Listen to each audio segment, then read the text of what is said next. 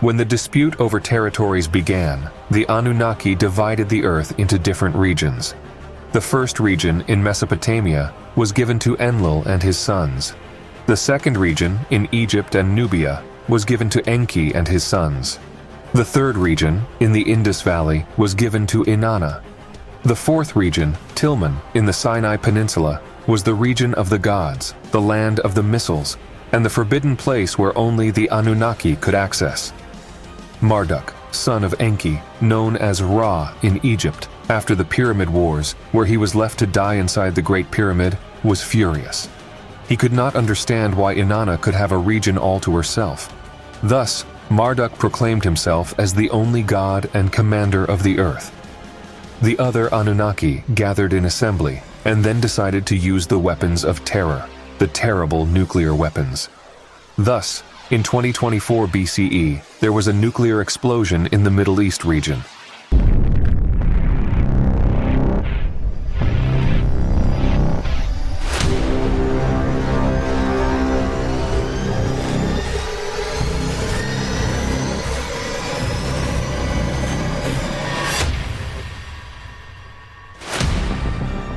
And so, in a wave of destruction, Nergal completely annihilated the 5 cities of the valley, which quickly turned into desolation.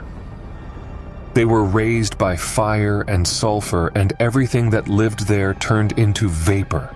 With such terrible weapons, the mountains came down, and the barrier that held the waters of the sea broke. The sea waters spilled into the valley, and the valley was flooded by the waters. When the waters poured over the ashes of the cities, steam rose to the skies. From high on his ship, Nergal shouted, "It is done." And so, in his heart, Nergal, now known as Era, had no more vengeance. He had done what he planned. Inspecting their evil work, Ninurta and Nergal were confused by what they saw. The splendors were followed by the darkening of the skies, and soon after the storm blew. Inside a dark cloud, whirlwinds formed in the sky and an evil wind rose, plunging the sky into twilight. As the day went on, the sun disappeared and darkness took over the horizon. Night came, and with it a dreadful splendor highlighted its edges, causing the moon to disappear, swallowed up in a dense cloud of destruction. When dawn came the next day, coming from the west, from the upper sea, a wind of a dense storm began to blow, and then the dark brown cloud moved east, heading towards the inhabited lands. The dark brown cloud traveled, and wherever it went, it brought the death of everything that was, without any mercy. From the valley of no pity, the cloud of death was carried to the lands of Sumer. Ninurta and Nergal gave the alarm to Enki and Enlil. They announced, "The evil wind is relentless, and it will bring death to all." Enlil and Enki transmitted the alarm to the gods of Sumer with a clear message: "Escape, escape." They shouted to all. The frightened gods fled from their cities and quickly ascended to the heavens. The message to the people was clear: scatter and hide as quickly as possible. The inhabitants of the lands fell under the claws of the evil wind, and their fugue was completely useless. Death was silent, and like a ghost, it attacked all fields, all lands, and all cities. The winds of death passed through the thickest walls like the waters of a flood. There was no door that could keep the wind away. Those who hid inside their houses, and with the doors closed, were swept away. And thus, like flies, they fell to the ground. The streets were piled with bodies, and the mouths of those trying to survive overflowed with saliva and foam, and then the blood came with a premonition of death. Slowly, the evil wind blew over all the lands and crossed from west to east over plains and mountains and annihilated everything that lived. After its passage, nothing was left alive. The waters, once clear, were poisoned, and in the fields all vegetation wilted. From Eridu in the south to Sippar in the north, the evil wind devastated the country. In the second region, all lands south of Babylon were devoured by the evil wind, which also reached the heart of the second region. But ironically, the sacred Babylon, from where Marduk had declared his supremacy, was spared by the evil wind. And from there, where Marduk and his followers had declared command of the whole earth, everything continued as if nothing had happened. Assailed by his thoughts and numbed by his doubts, Enki made a decision. He said to himself, "Everything that happened needs to be recorded, from the beginning on Nibiru until this day on Earth, and that in posterity, at the time chosen by destiny, the Earthlings read this record and can remember the past to understand the prophecies of the future. Let the future be the judge of the past." Thus, Enki waited for the appropriate time, and on the 17th day of the second month of the 7th year, after the great calamity, he called for 2 emissaries. He clarified that his chosen one to record the information was a scribe, son of Udbar, a man of Eridu, named Endubsar, the master scribe. "My name is Endubsar, also known as the master scribe. I have come to report an event that occurred in the second month of the 7th year after the great calamity. On the 17th day, I was summoned by Enki, the great god and master. I was in the city of Eridu and had survived the evil wind. I wandered through the desert in search of dry branches to make a fire when I noticed a reddish whirlwind approaching from the south. It made no sound. As the spacecraft touched the ground, 4 wide feet emerged, and the once beautiful equipment lost its allure. Overwhelmed with reverence, I prostrated myself on the ground. When I looked up, I saw 2 emissaries standing near me. Their clothes radiated a brilliant light. They called out to me, saying, "Endubsar, Endubsar. The great god, Lord Enki, summons you. Do not be afraid. You have remained pure, and we are here to take you with us, above the earth." At that moment, the whirlwind rose, resembling a blazing fire. Each emissary held one of my hands and swiftly lifted me. Suspended between earth and sky, I beheld the waters, plains, and mountains. Suddenly, they released their grasp, and I felt as if I were falling to the ground, devoid of life spirit. A voice then called out, repeating my name, "Endubsar, Endubsar." I listened intently, unsure of its origin or the speaker's identity. The voice continued, revealing that I am a descendant of Adapa and had been chosen to serve as a scribe.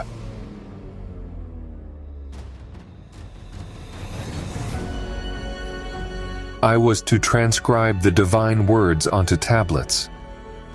Before me, I could see a workspace with a scribe's table adorned with intricately carved stones.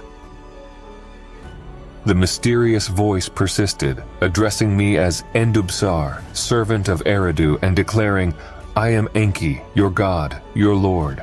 I am concerned, which is why I have summoned you. The great calamity has befallen humanity, devastating our cities. I desire to document the truth of these events, ensuring that both gods and men understand what has occurred. Since the Great Flood, no catastrophe of this magnitude has transpired. Yet here we are, 7 years later. This should not have happened.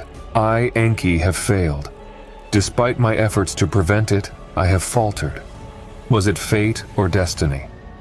Only the future can judge. The earth will tremble, rivers will change their course, and daylight will be shrouded in darkness. The sky will be ablaze, and on this fateful day, the return of the celestial god will be sealed. Some will survive, while others will not. Thus, the cycle of repetition shall be sealed. For these reasons, Endubsar, I, your Lord Enki, have called upon you. The future remains veiled within the past. Among the gods, 40 is my sacred number. Therefore, for 40 days and 40 nights, I will speak and you shall transcribe. Throughout this time, you shall neither eat nor drink. Sustenance shall be derived solely from water and bread, enabling you to devote yourself to your task. The voice fell silent once again, and my surroundings became clearer. Before me, there was a plate with bread and a goblet filled with water. Enki instructed me, saying, "Endubsar, consume this bread and drink this water. It shall sustain you for the next 40 days and nights." I followed the instructions diligently. Then I was questioned, "Endubsar, Master Scribe, what do you see?" "I see smooth tablets of pure blue, resembling the sky, and a stylus." Enki said, "Endubsar, this is a distinct material. The tablets are smooth, made of lapis lazuli, and the stylus is a divine creation. Its body is composed of electron, while the tip is crafted from a divine crystal. The material easily adapts to your hand, allowing you to record effortlessly, akin to shaping damp clay." Upon touching the instruments, I sensed a divine energy enveloping my being. Then the great god Enki commenced speaking. His words were exquisite, at times weighty, bitter, and sorrowful, while also radiant and joyous. Countless tablets were inscribed, one after another, on all their surfaces. The most remarkable revelation relayed to me pertained to creation, genetic engineering, and manipulation. It was at that moment when Enki, the great god, interrupted my sensations, stating, "For 40 days and 40 nights you have recorded my words. Your task here is complete. Now, take another tablet and document your testimony." Although I couldn't behold the great god, I seized the tablet and inscribed this testimony that you are presently enjoying. And Enki, the great god, continued, "In due time, the tablets will be discovered, for the future is concealed within the past. There shall exist a book of past testimonies and a book of future predictions. You must safeguard the tablets in this secure enclosure and seal it shut. As for you, Endubsar, you have had the privilege of conversing with a great god, despite not having seen me. You are pure and shall act as my representative before the people. Instruct them to embrace justice, as a lengthy life is founded upon it. In 70 years, cities will be rebuilt, and crops will flourish once more. Peace will surely prevail, though wars will also occur. Know that the ancient gods will depart, and the new gods will decree destiny. At the culmination of days, fate shall triumph, for the future is foretold in the past. Endubsar, you must share all of this with the people." Upon this pause, I, Endubsar, prostrated myself to the ground. I inquired, "How will I know what to say?" The great god Enki replied, "The words you must utter will come to you in dreams and visions, and there shall be other chosen prophets as well. Ultimately, a new earth and a new heaven shall emerge. Following this, prophets will no longer be necessary." A silence followed, and the auras faded away. When I regained awareness, I found myself in the fields surrounding the city of Eridu. This was the story of the prior times and the use of weapons of terror. Before these prior times, there was the beginning. And after the prior times, there were the olden times. In the olden times, the Anunnaki descended from the heavens to earth and created the earthlings. However, in the olden times, there were no gods on earth, and earthlings had not yet come into existence. It is within these olden times that we find the genesis of all history, and it is this beginning that unravels all mysteries. What I'm about to share with you pertains to the planet Nibiru and the fortunes and destinies that awaited the Anunnaki. Nibiru is a planet with a wide orbit. It appears as a large reddish celestial body, making its extended journey around the sun. At times, Nibiru experiences cold, while at others, the bright sun once again shines upon it. The planet's thick atmosphere is sustained by ongoing volcanic eruptions. During the cold period, the atmosphere retains heat, acting as a protective covering for the entire planet. In the warm period, the atmosphere shields Nibiru. During the transitional periods between heat and cold, rainfall intensifies, ensuring the continuity of lakes and rivers. Nibiru is adorned with abundant vegetation that nourishes and safeguards the atmosphere. From this vegetation, diverse forms of life emerge in both water and on land. The Anunnaki species naturally came into existence, like an eternal seed, destined to proliferate. Over time, the Anunnaki multiplied and settled in valleys, plains, and mountains. They built homes, established communities, and civilizations began to flourish. It was during this era that conflicts and rivalries arose, culminating in the first war between the northern and southern nations. Vegetation transformed into formidable weapons, and civilizations gave rise to armies. Eventually, missiles were launched, and a prolonged and ferocious battle ensued between brothers. Death and destruction swept across the northern and southern lands alike. Destruction consumed all of Nibiru. Desolation prevailed on Nibiru for a considerable period. It was not a single event, nor did it occur twice. There were several orbits, and then a decision was made to declare a truce. Soon, cries for peace resonated everywhere as nations aimed to unite under a single throne on Nibiru. It was agreed that there would be one king to rule them all. The chosen king was to come from either the north or the south, while a consort would be selected from the opposite region. This arrangement aimed to unite the north and south through the figures of the king and queen. The husband and wife were considered as one entity, and their child born from their union would be the successor, establishing a dynasty. The selected ruler was a formidable warrior and commander from the north, bestowed with the title of An, which signifies celestial. Consequently, order was restored in the lands, accompanied by the establishment of laws and regulations, and successfully unified the territories, restored canals, constructed cities, and ensured prosperity and order. His wife, chosen from the south as agreed, was granted the title of Antu, denoting the wife of An. An and Antu had 3 children, with Anki being the firstborn. Despite the arrival of concubines in the palace, Anki remained the sole occupant of the throne, as the concubines did not bear him any children. Thus, the nascent dynasty came to an end soon after his death. The next in line was the middle son, who, despite not being the eldest, was named the rightful heir. He was given the title of Anib, signifying his position as the one in the middle among his brothers. Anib married Ninib, referred to as the Lady of Ib. Together, they had a son named Anshargal, who would become the successor to the throne, becoming the 4th king to rule Nibiru. His wife, Kishargal, was his half-sister. During Anshargal's reign, one of his most significant legacies was the study of Nibiru, leading to the establishment of the Shar, a unit of time. The Shar was divided into 10 parts, and 2 festivities were declared.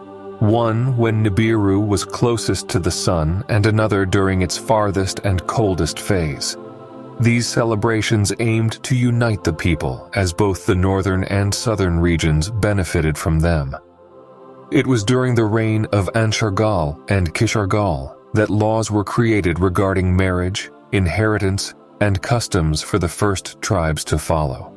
The laws were codified, stating that an official wife should be chosen, referred to as the first wife. According to the law, the firstborn child would inherit their father's position. Conflicts, disputes, and wars inevitably emerged. Questions arose concerning the legitimacy of the successor if the firstborn was not from the first wife, but rather the second son. This issue led to debates and turmoil. In Anshargal's reign, concubines were once again introduced into the royal palace, resulting in the birth of sons and daughters. Later, the legitimate wife, Kishargal, gave birth to a son. By law, the child of Anshargal and Kishargal was the rightful heir, despite not being the eldest. Kishargal, the true and lawful wife of Anshargal, exclaimed angrily, "If according to the norms, my son from a firstborn wife is deprived of succession, we must not neglect the double seed. Although the king and I are descended from the same father, Anib through different mothers, the king being my half-brother and myself being his half-sister, my son carries the double seed of our father. Therefore, let the law of the seed prevail over the law of marriage in matters of succession. Let the son of a half-sister, regardless of birth order, rise above others in the line of succession." Upon hearing Kishargal, the king's wife and half-sister, Anshargal the king, decided to adopt the law of seed for succession. As a result, their son, despite not being the firstborn, was proclaimed the next king. This decision resolved the issue of legitimacy between a lawful wife and a concubine. The new king was bestowed the title of Anshar, becoming the fifth ruler of Nibiru's throne. Anshar also took a half-sister named Kishar as his wife. Even if Anshar had children from concubines, the rightful heir would be the offspring of the king and queen. During Anshar's reign, the fields experienced reduced harvests, and fruits and cereals lost their abundance. The problems persisted and worsened with each passing cycle.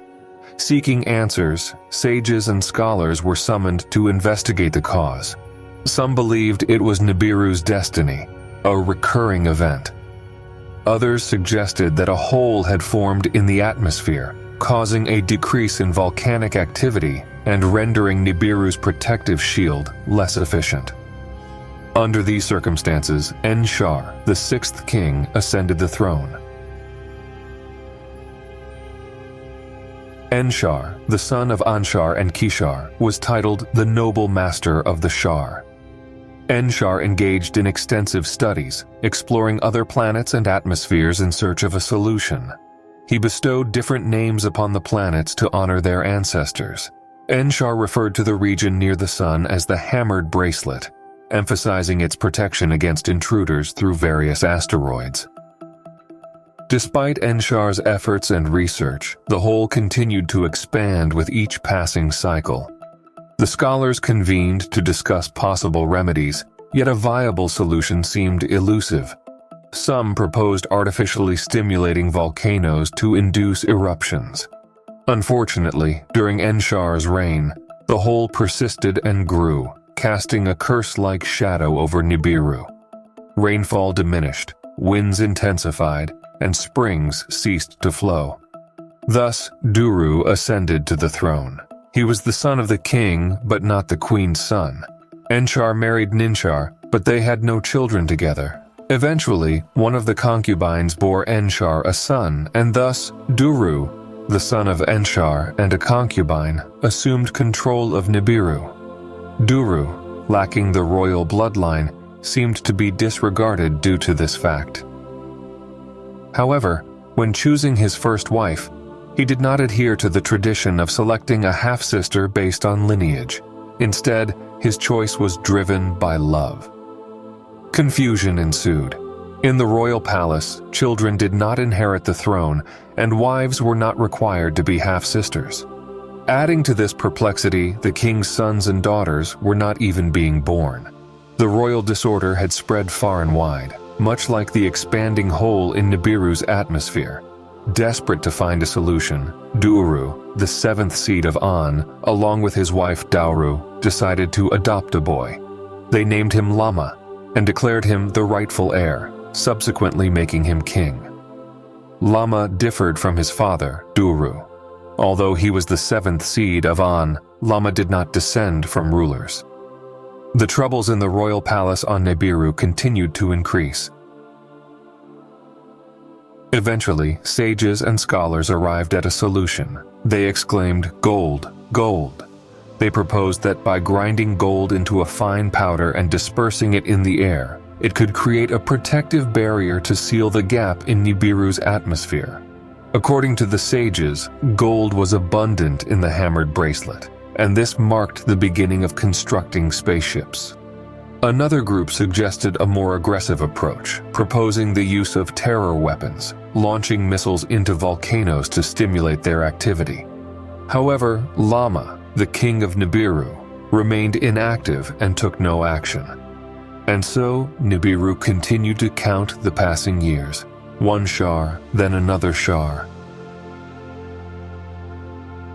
Conflicts escalated throughout the kingdom, and resources such as food and water became scarce.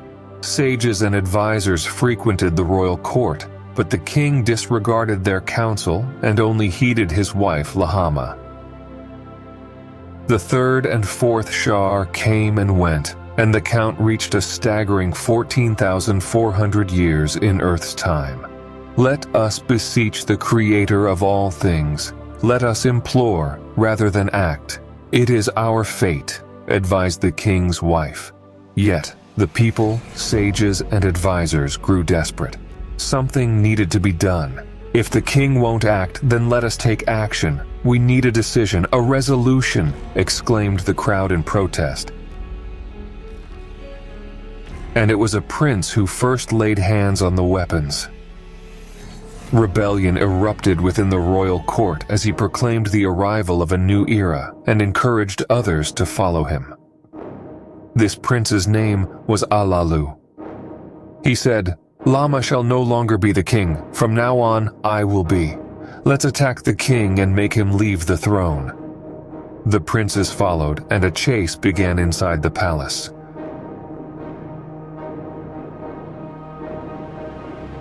Finally, at the tower, Alalu found Lama and faced him in a battle where only one of the two would survive.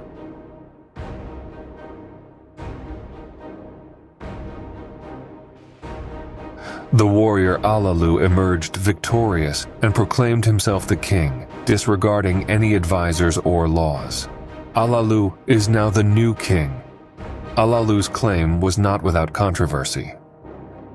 While Lama was at least an adopted son from one of the generations of An, the legitimacy of Alalu's rule was questionable. Who was Alalu? He was neither a legitimate heir nor the firstborn, but he defended himself by arguing that he possessed the royal seed. Alalu was summoned to explain his lineage to the seven who judge. And then came the surprising revelation. Anshargal was his offspring, directly descended from An, the Celestial. Alalu said, "I must remind everyone about the significance of the royal seed. Millennia ago, during the reign of Anshargal and his wife Kishargal, the law of the seed was established. The first beneficiary of this rule was Anshar, the son of Anshargal and Kishargal, the rightful heir to the throne. Before Anshargal's legitimate son was born, my ancestor Alam, son of Anshargal and a concubine, came into the world. I, Prince Alalu, bear the royal seed, which the now deceased prince did not possess. It is important to note that Lama was adopted. Alalu boldly declared that the law of the seed held no meaning. It was a law created to usurp the throne from its true heir, the eldest son of Anshargal, named Alam, my forefather. I am descended from his seed, and therefore the Nibiru throne is rightfully mine." The seven who judge pondered Alalu's words and referred the matter to the Council of Counselors. Records were consulted, but Alam's name was nowhere to be found. "But I am your descendant," proclaimed Alalu. "I, Alalu, possess the royal offspring. The law of succession has been replaced by the law of the seed, created to deny the true heir their royal rights." Upon hearing Alalu's impassioned plea, The counselors demanded that Alalu swear an oath, pledging his life and death to his claim. Thus, Alalu was crowned the king of Nibiru. All other important positions were notified of the decision, but one prince raised an objection. He claimed to be a descendant of An, preserving the divine seed within him. His name was Anu, and he presented evidence of his family tree. "I am Anu, descended from the seed of An." Many voices supported Anu's claim, suggesting he should be the king. However, others urged caution, insisting that Alalu should also be consulted, and Alalu opened his arms to receive Anu, the prince. Alalu said, "We are from different lineages, but we possess the royal seed. Together we will restore abundance to Nibiru. May I retain the throne while you secure the succession.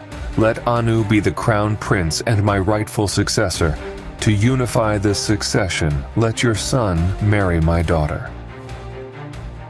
Thus, by unanimous agreement, Alalu remained on the throne.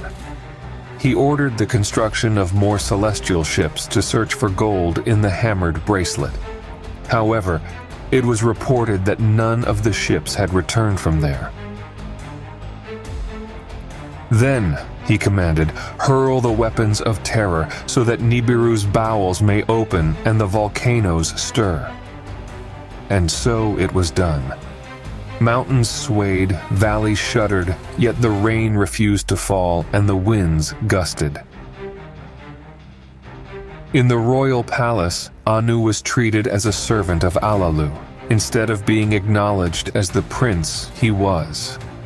Furthermore, the people of Nibiru no longer worshipped their king in the cities. Instead of providing relief, Alalu brought only misery. Nevertheless, he clung to the throne. It was in the 9th Shar when Anu presented a challenge to Alalu, a completely unarmed combat. That was when Alalu bent his knees and fell to the ground, defeated in the combat. By acclamation, Anu was proclaimed the new king and escorted to the palace. However, Alalu did not return. He feared his impending death, as well as the fate of his predecessors whom he had executed. Escaping through the crowd, he sought out one of the celestial ships armed with projectiles. Upon entering the ship, he activated all the controls and departed. Unbeknownst to anyone, Alalu escaped from Nibiru in a celestial ship, embarking on a journey to a distant and unknown planet. On Nibiru, exile was certain, and death was likely. Above, in the safety of his celestial ship, Alalu observed the planet Nibiru, a colossal sphere suspended in the void. The glow of volcanic eruptions, although fainter, still flickered, casting an exuberant radiance. Its magnificent fullness adorned the skies of distant worlds.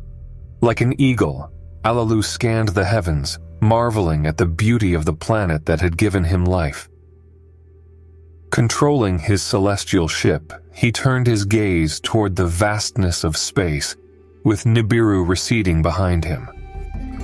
On one side, darkness stretched into space, while on the other, the giant of volcanic eruptions disappeared into the depths of the great dark sea.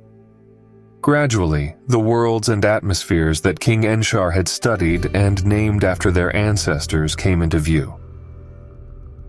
Little Gaga, known as Pluto, extended a welcoming sight.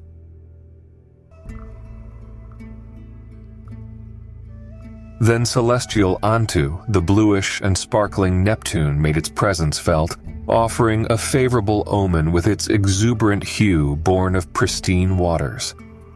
Enchanted by the beauty yet steadfast in his course, Alalu encountered Uranus, the planet dedicated to An, emanating a blue-green glow. However, fate led him toward a similar path as the first Prince of Heaven, Anshar. The rings of Saturn appeared, resplendent and enchanting, casting a spell on the celestial ship. Alalu admired the rings of this beautiful planet, which would later be named Saturn by humans. Suddenly, an ill omen cast a shadow over his heart. a colossal presence obstructed the sun, enveloping his entire ship in an icy twilight. It was the gigantic planet Kishar, now known as Jupiter. Swirling storms blended different shades across its surface, and it seemed as though Kishar provoked intense lightning. Alalu became disoriented amidst the immensity, losing his sense of direction for a brief moment. Regaining awareness of his mission, Alalu turned his gaze to the distant sun as Kishar gradually receded into the distance. However, his entire being trembled, and fear of death gripped the warrior Alalu. It was the hammered bracelet, a cluster of rocks and stones assembled like abandoned children. Enshar had mentioned that this region was guarded by a vast asteroid belt.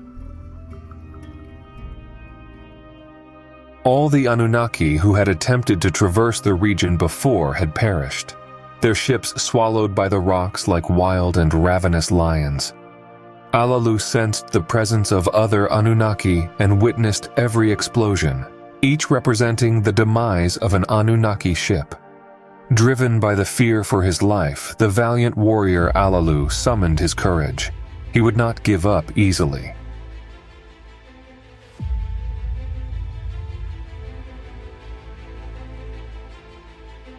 If the secret was indeed true, if his ancestors had not deceived or erred, then the discovery of gold awaited, and the glory of a celestial reign was within reach. Thus, Alalu engaged in a fierce confrontation with the rocks. He stoked the ship's firestones and unleashed a deadly missile that collided with the rocks, causing them to clash against each other. The weapons of terror were then launched into space. "Open up to your king. I am Alalu, a warrior from Nibiru, equipped with a ship, weapons, and missiles. Nothing shall impede my path. Glory is my destiny. A celestial reign has been prepared for me." As Alalu uttered the spell, the hammered bracelet opened like a gate, revealing a path of immense darkness among the rocks. Venturing through the hall within the bracelet, Alalu could feel the weight of his destiny. He was the sole survivor among the Anunnaki who had dared to undertake this journey. With determination, Alalu swiftly crossed the sixth planet, which the celestial gods called Mars due to its reddish-brown appearance. His path now led him towards the sun, and suddenly he beheld the new world. The planet was divided into 3 distinct regions, snow-covered white at the poles, with blue and brown in between. Without a doubt, it was the legendary Ki, the 7th planet. Alalu circled the planet, observing its land masses and oceans. Eager to explore further, he activated his equipment to examine the depths. The penetrating ray was directed downward, and what he discovered surprised him greatly. The rays revealed abundant gold, shimmering brilliantly. I found it! I found it!" exclaimed Alalu. However, his excitement soon gave way to fear as he realized the perilous situation he faced. How could he land safely? Landing on dry land might cause his craft to explode, leading to his demise. On the other hand, landing in water might sink him into oblivion. Time seemed to slip away, leaving little opportunity for a decision. The gravitational pull grew stronger, causing Alalu's spacecraft to tremble. The atmosphere felt oppressively hot, thinner than that of Nibiru, with weaker gravitational forces. Then, without warning, the celestial ship shook violently. The impact was imminent, and Alalu's heart clenched in agony. A deafening bang echoed through the air, accompanied by flashes of light. The ship landed, and Alalu was thrust into unconsciousness, rendered completely motionless and inert. In the realm devoid of time, Alalu gradually regained awareness. He discovered that he had survived the ordeal. It was at this moment that the first Anunnaki set foot on Earth, or as they called it, the planet Ki. Returning to full consciousness, Alalu surveyed his surroundings. His craft had descended on dry land near vast marshes. Clad in a fish-like suit and an eagle's helmet, he emerged from the ship, taking his first steps in this new world. He traversed the marshy terrain, shivering in the cold. He realized he was a solitary traveler, potentially exiled forever from Nibiru. No one in this new world had greeted him, leaving him alone once again. Memories of his family, his reign, the battle with Anu, the perils he had faced, and the hammered bracelet flooded his mind. Was he forever banished from Nibiru? Forever? Anguish gripped his chest, prompting him to retreat to the safety of his ship, where he sought nourishment and drink.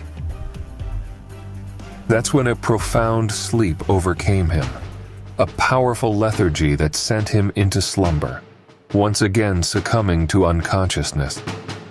Alalu had fallen asleep while his thoughts were consumed by history and all that he knew. Alalu had received proper training and preparation. He had been among the great, the wise, the scholars, and the commanders. Anyone who believed that Alalu was merely a supporting actor in this story was mistaken. Alalu had learned extensively from his ancestor, Anshargal, acquiring knowledge of the sky and its circuits. With Enshar, his understanding was further expanded in a magnificent manner. As a profound connoisseur, Alalu engaged in conversations with sage scholars and commanders, greatly enriching his knowledge.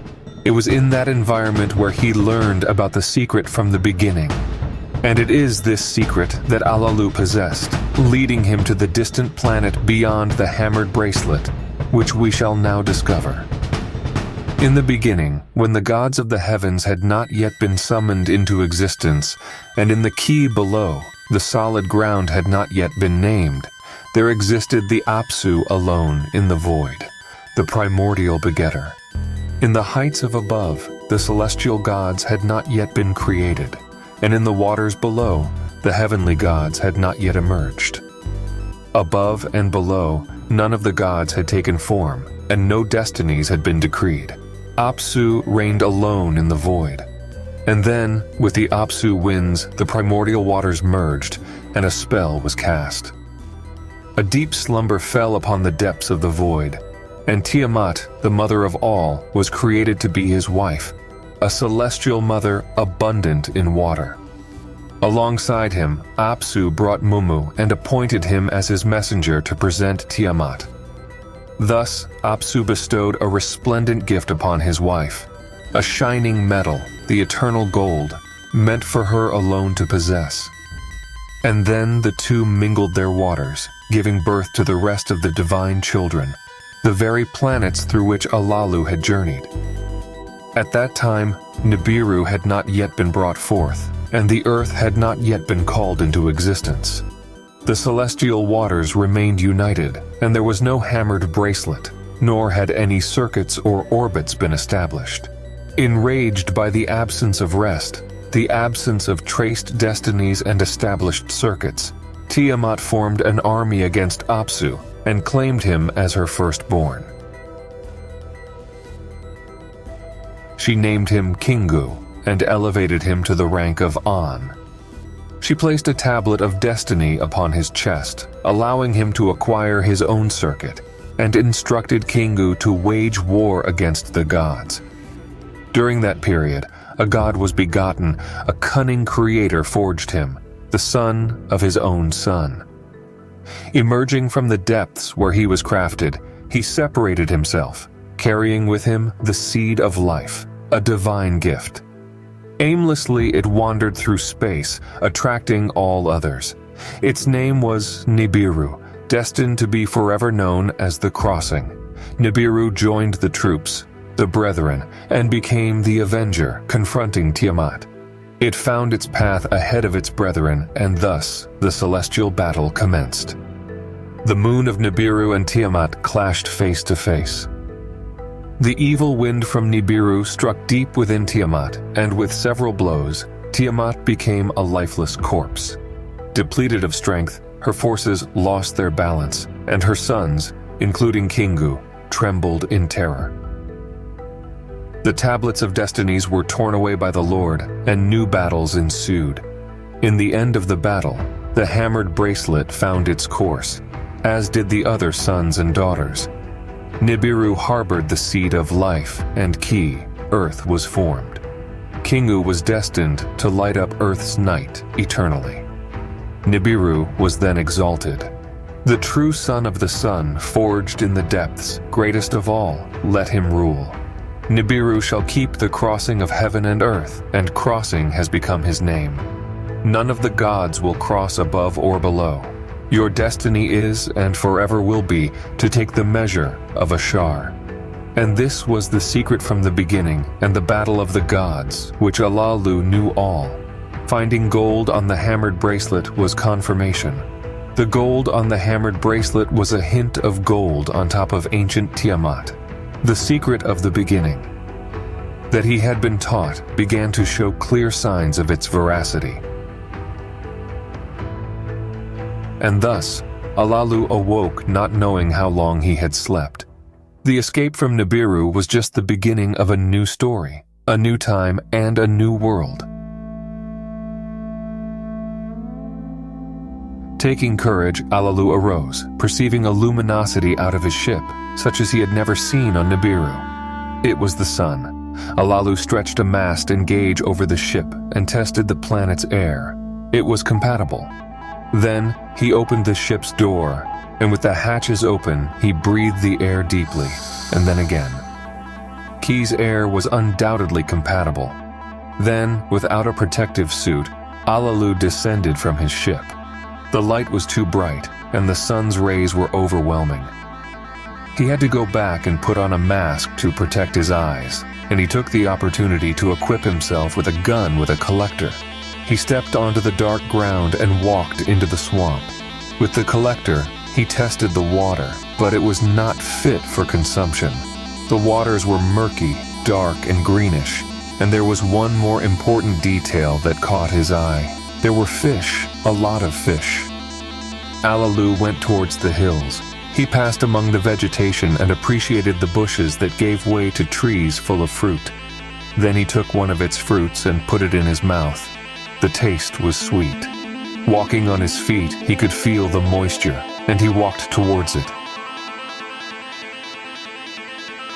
He found a pond of silent waters. Once again, he inserted the collector into the waters, but this time it was different. It was possible to drink the water. Joy had taken over his entire body. The new world had breathable air, fruit that could be eaten, and water to drink. That's when a sound, a hissing, distracted him. Gun in hand, he looked for the source of the sound and, having found it, fired.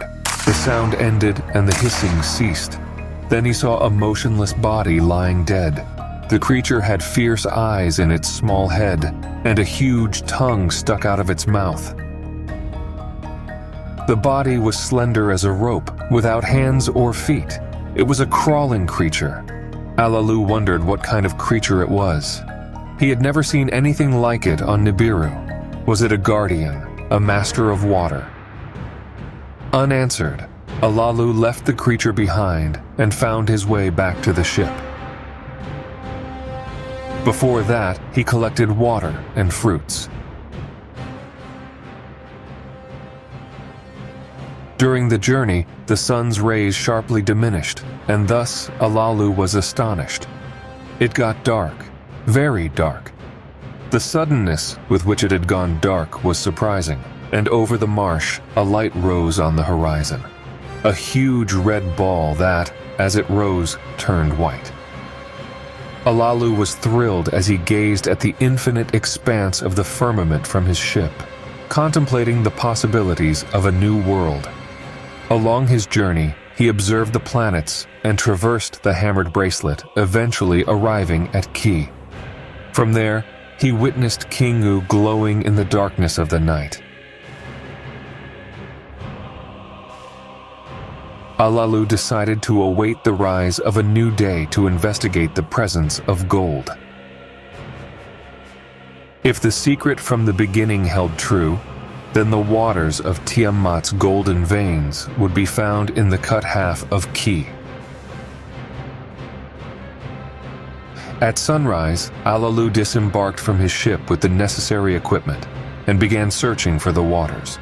Inserting the required tools, he closely observed the meter, symbols, and numbers as they filled in, unveiling the truth. It was indeed true. The secret from the beginning had entrusted him with a monumental task and reserved celestial royalty for him. He had discovered gold in Ki. There was gold on Earth. Overwhelmed by an unprecedented enthusiasm, Alalu hastily re-entered his ship, clutching the Tablet of Destinies. Addressing his message to the depths of space directed towards Nibiru, he declared, "Attention, Nibiru. I repeat, attention, planet Nibiru. It is your king who speaks to you, your former king. I departed aboard one of the celestial ships, staking my life on the fortune of my endeavors. With great skill, I managed to breach the hammered bracelet. The path was paved by rocks, leading to the kingship of Nibiru, and I arrived at the planet Ki. It possesses fruits, water, and air compatible with life. I, Alalu, am the first Anunnaki to set foot on this planet of salvation. I have discovered gold, yes, gold in Ki. The fate of Nibiru now rests in my hands.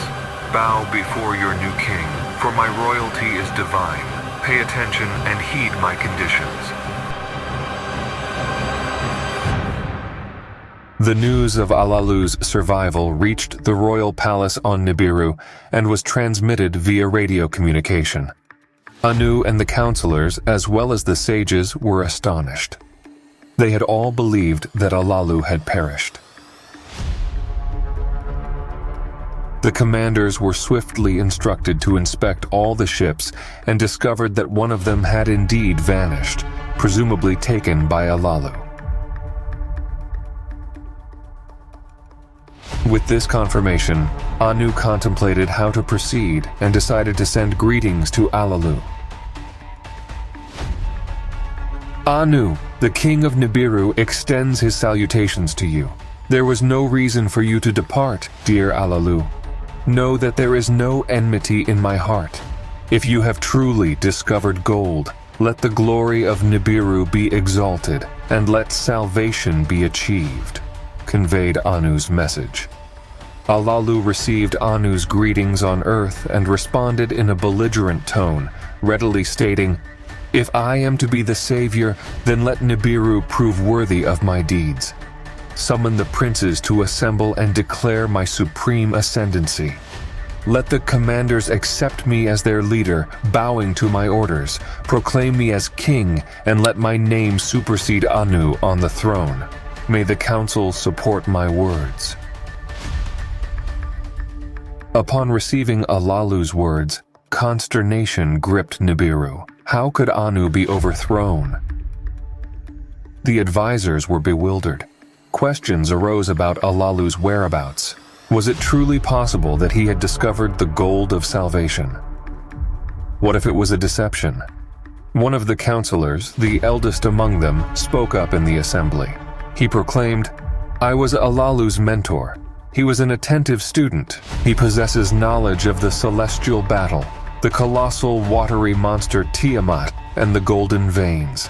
If Alalu has indeed breached the hammered bracelet and found his destiny on the seventh planet, known as Ki, then he may have succeeded."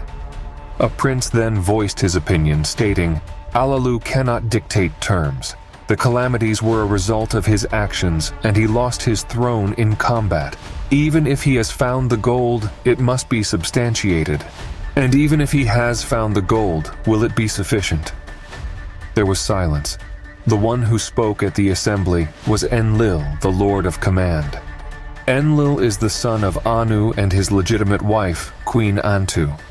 The assembly's decision was transmitted to Alalu, the first Anunnaki to arrive on Earth. He carefully considered each point, treating it like a chess game. Alalu agreed and recounted his journey, detailing the dangers he had faced. He presented a crystal from the sampler and his crystal heart from the collector, inserting these objects into the transmitter for verification. After sending the evidence, he introduced new elements of his proposal. He declared, "Now that you have the proof, crown me as king and submit to my commands." Alalu's words were stern and sharp, causing the sages to be horrified. However, they found that the location Alalu spoke of was indeed far beyond the hammered bracelet. The assembly convened once more to discuss the matter. Anu's eldest son, Ea, who was married to Damkina, Alalu's daughter, spoke up.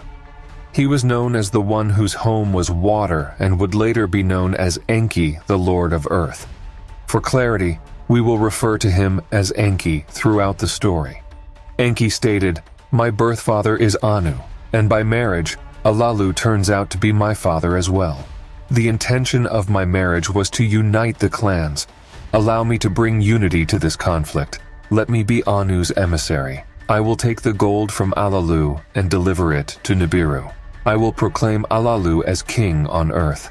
If salvation truly reaches Nibiru, let a new battle determine the throne of Nibiru." Enki's words were wise and resonated throughout the assembly hall. The advisors agreed, and Anu rendered the verdict, saying, "So be it. A new battle shall be bestowed upon Alalu. Let the victorious one be the king of Nibiru." The decision was conveyed to Alalu, who accepted it, saying, "I will receive Enki on earth, and may he obtain the gold from the waters and carry out the tests. In the future, let a new battle for the throne of Nibiru take place." Enki addressed the commanders at the ship's location and began preparations for the mission. Instead of employing the terror weapons used by Alalu, Enki would utilize water. However, a question arose. If water was the force and not fire, where would it be replenished? It was necessary to store water in the ship. Thus, studies and preparations continued for a complete Shar. It was decided to use the largest celestial ship available for the mission's return. The destination was calculated, and a tablet of destiny was secured. 50 heroes were chosen to participate in the mission. Anu approved the journey, and the Anunnaki boarded the ship, wearing eagle helmets and fish garments. Enki humbly knelt before his father Anu to receive the royal blessing. Anu spoke, "Enki, my dear eldest son, this will be a long trip. May you go and return safely, and may your success surpass us on Nibiru." Enki bid farewell to his mother Ninul and his wife Damkina before joining the celestial ship. He was the last to embark. Then Anzu, the commander and pilot, whose name means "he who knows the heavens," lifted the enormous craft above Nibiru's skies, commencing the mission that would soon reach Earth. The ship respectfully passed by all the planets that honored Nibiru's royalty, until it encountered the formidable and challenging hammered bracelet, the asteroid belt. The mission had been meticulously calculated and prepared so that with jets of water, rather than terrifying weapons as Alalu had used before, the gigantic rocks of the asteroid belt could be cleared.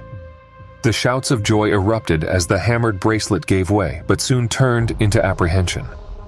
Anzu sounded the alarm. More water than planned had been used to clear the path between the rocks. There would be no water left to fuel the ship's flaming stones for the remainder of the journey.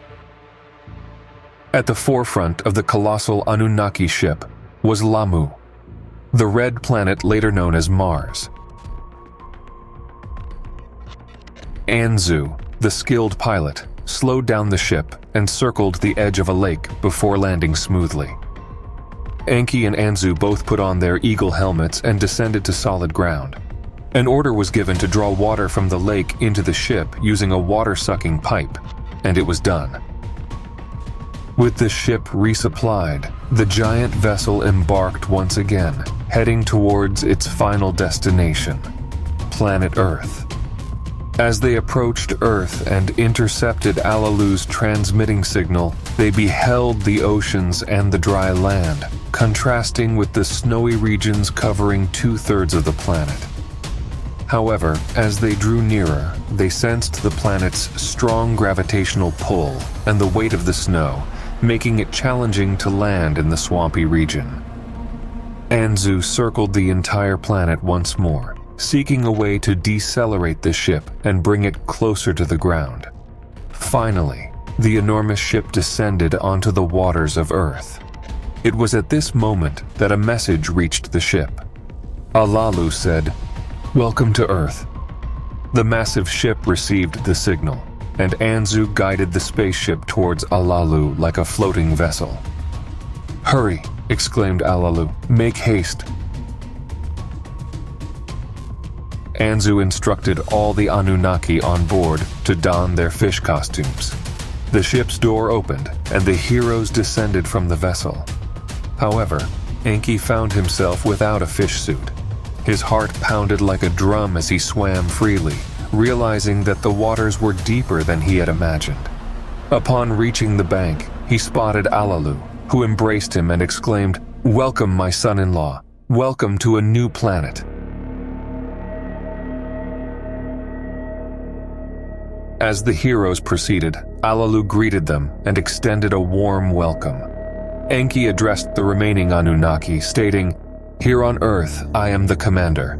We have embarked on a crucial mission, one that holds the future of Nibiru in our hands. It is a matter of life or death. Let us begin our work. Anzu, inform the king, my father, of our joyful arrival on this planet." Soon, the sky transformed into shades of red, orange, and darkness. Alalu explained, "A night on Earth is unlike anything you can imagine. Let us take this opportunity to rest. Before you know it, the sun will herald a new day." And so, night fell, giving way to a new day.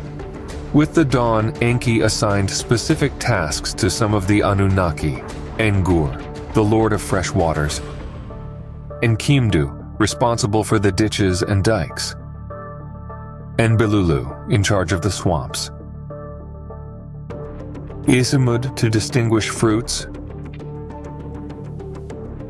and Guru with overseeing the cultivation of crops.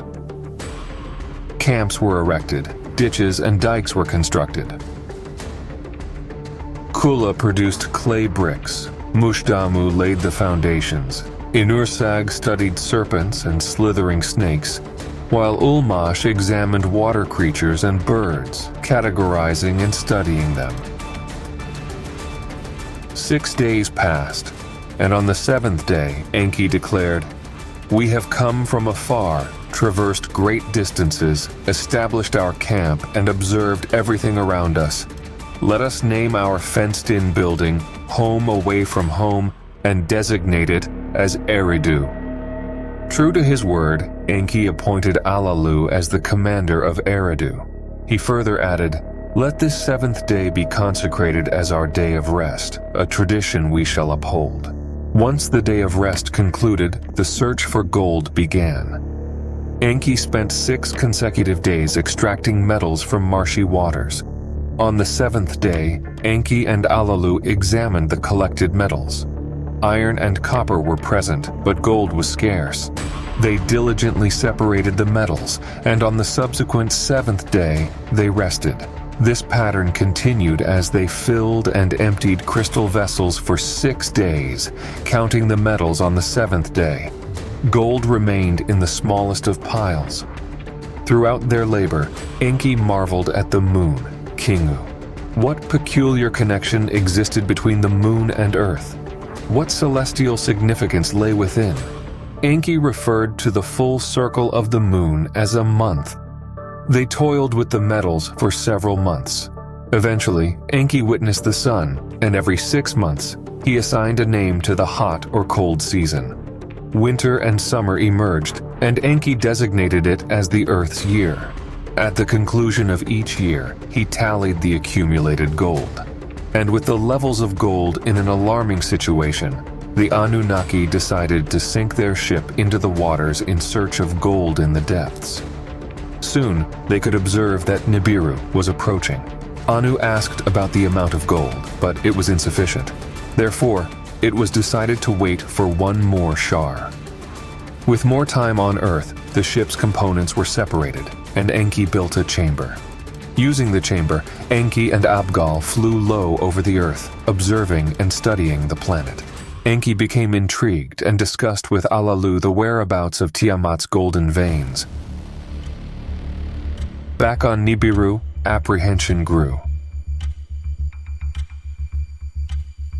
Gold was not only desired, but essential. Protests increased, and Anu declared, "Hand over whatever gold you have, repair Alalu's ship, and may he bring gold to Nibiru."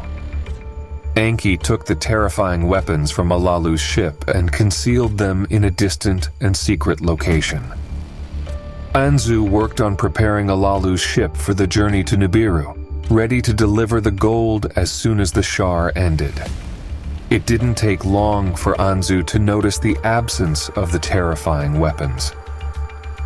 These weapons should not be used in the skies or on land. However, without them, it is dangerous to cross the hammered bracelet.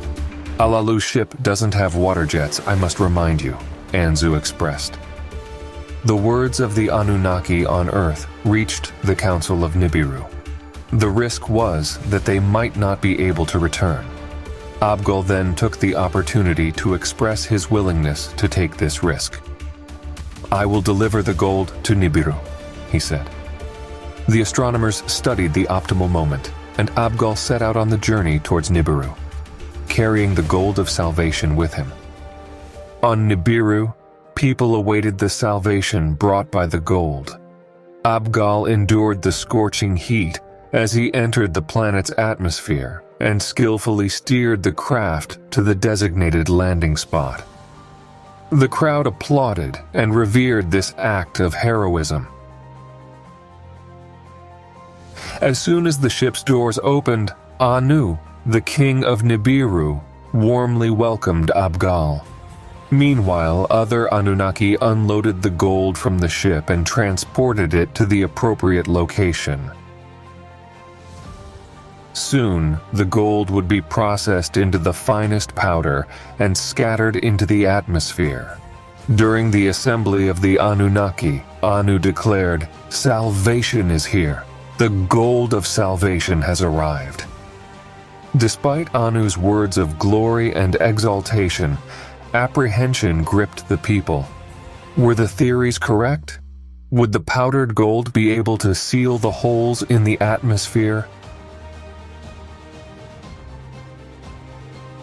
And the answer was affirmative. The rift that had received the gold was closing, and the royal palace was filled with joy. However, due to the proximity of the sun, the gold particles were deflected and the crack reopened. Anu commanded, "Abgal, return to Earth immediately. We need abundant gold.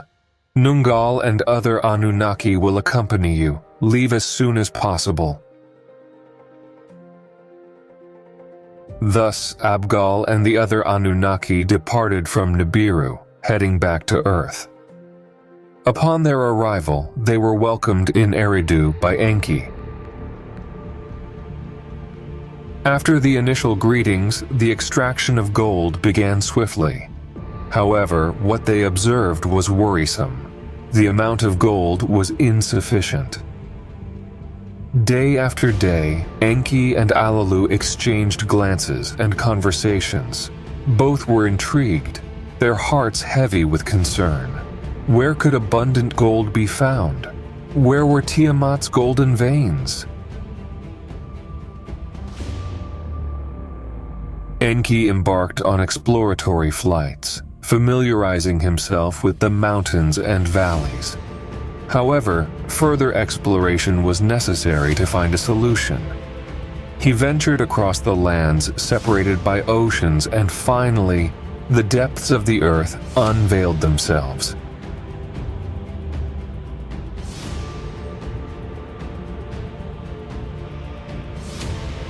It was there, where the dry lands split in two and the earth took the shape of a heart at the bottom, that the golden veins of the earth's depths would be abundant. Enki named the area Abzu and declared, "There is much gold in Abzu." Enki conveyed the news to the Council of Nibiru, leading to the formation of a new assembly. The news brought a sense of hope throughout the planet Nibiru. The only certainty was the necessity to explore and extract gold. However, the question that remained unanswered was how to obtain this precious metal. During the assembly of the gods, Enki's half-brother Enlil spoke up.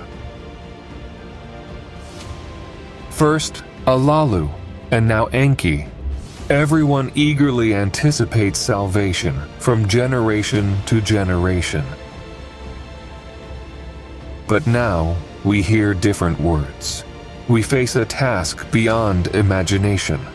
To accomplish it, we require evidence of the existence of golden veins and a plan for our success. A great division emerged within the assembly. It was then that Anu took the floor and made a decision. Let Enlil journey to Earth, gather the necessary evidence, and forge a plan. The assembly unanimously agreed. Everyone consented. The message was conveyed to Earth, and Anu commanded, "Henceforth, Enlil shall assume command. His word shall be law." Enlil began preparing for his mission to Earth, accompanied by Lieutenant Chief Alulgar.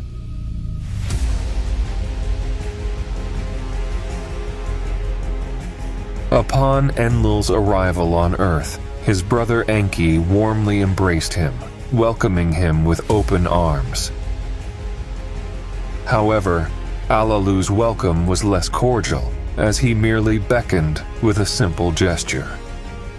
The rest of the Anunnaki eagerly awaited Enlil, eager to commence their work.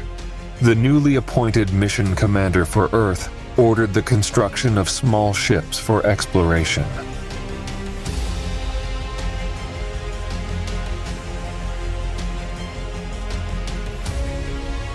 Enki and Abgal boarded one ship to lead the way across the Abzu, while Enlil and Alalgar followed in another spacecraft. They tested the soil of Abzu and discovered gold, although it was mixed with sand and rocks. They returned to Eridu. In Eridu, Enlil addressed the assembly, announcing the commencement of a new mission. He presented a grand plan and proposed a significant undertaking. Enlil explained the necessity of expanding Eridu and bringing new Anunnaki from Nibiru.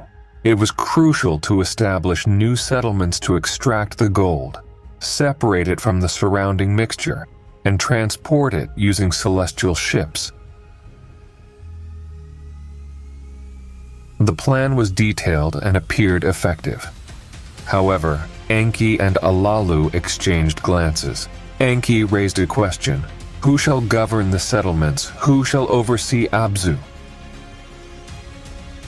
Alalu added, and who will be in charge of the new Eridu and the settlements? Anzu spoke up, asking, who will command the ships and designate the landing site? Enlil swiftly responded, let Anu come to Earth and make these decisions himself. And so it was decided. Nungal was chosen as the pilot, and together Anu and Nungal departed from Nibiru, bound for Earth. Enki provided boats to receive the Anunnaki as they descended from the spaceships onto the water. As soon as he spotted Anu, his father, he bowed and embraced him, saying, "My dear son, my eldest son."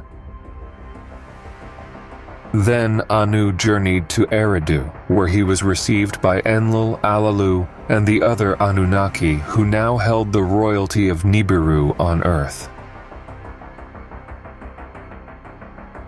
Enlil warmly and respectfully greeted his father, while Alalu hesitantly welcomed Anu as one would receive a friend. A dinner was held in honor of the king of Nibiru, after which he retired to the cabin prepared by Enki. The following day, Anu visited the Abzu to explore the area and assess the gold reserves. However, Anu was perplexed. "Extracting the gold will not be easy," he said, "but it must be done." Enki and Enlil were entrusted with the task of constructing tools and ensuring the feasibility of gold extraction. Days and nights passed until a meeting took place in Eridu. Enki spoke first. "I was the one who founded Eridu. However, other settlements need to be established in the region. Let the land be known as Eden, and may I have authority over it. Enlil, you will be responsible for gold extraction." Enlil became enraged and exclaimed, "This plan is unfair. When it comes to commands and plans, I excel." Enki, on the other hand, is known for his knowledge of Earth and its secrets. Shall Enki become the lord of the Abzu, while I become the lord of Eden? The brothers, Enki and Enlil, engaged in a fervent argument. Anu listened attentively and reflected upon the situation. Enki was the firstborn, but Enlil was his legitimate son with Antu, the queen. Anu noticed that their discussions tended to have a cyclical nature, with no clear resolution. Moreover, someone had to return to Nibiru, as both Eden and the Abzu required leadership. After careful consideration, Anu made an announcement. "Let luck decide what will happen, and let the three of us reach a decision. Let fate speak for itself." The decision was left to chance, and Anu would return to Nibiru as the ruler. Enlil would assume the position of Lord of Command in Eden, while Enki would become the Lord of the Abzu. Thus, Anu declared, "Enlil, you shall expand the settlements in Eden and oversee the loading of gold onto the ships. You will be responsible for commanding the Anunnaki until the lands reach the water's boundaries. May Ea, my firstborn, now known as Enki, be recognized as the Lord of Earth and the first to set foot on it. Let him govern the Abzu."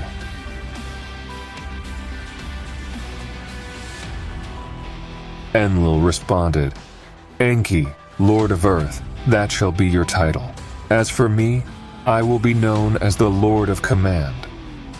The decision was conveyed to the other Anunnaki during an assembly, and Anu expressed his confidence, saying, "I will return to Nibiru with a light heart. Success is within reach." But Alalu stood before them proclaiming, "An important matter has been forgotten," he shouted. "The dominion of Earth had been promised to me. This is what was said when I announced my arrival and the discovery of gold. Furthermore, I have not renounced my claims to the throne of Nibiru.